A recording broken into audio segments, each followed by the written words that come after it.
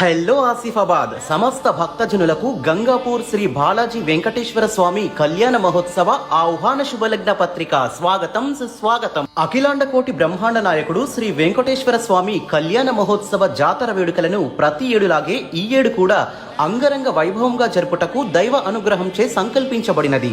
ఫిబ్రవరి 11 నుండి ఫిబ్రవరి 13 వరకు 3 రోజుల పాటు నిత్య సేవ విశేష పూజా కార్యక్రమాలు నిర్వహించబడును. 11వ తేదీ మంగళవారం ఉదయం 11:15 అభిజిత్ లగ్న సుముహూర్తమున వెంకటేశ్వర స్వామివారి కళ్యాణ మహోత్సవాన్ని ఆలయంలో జరపబడును.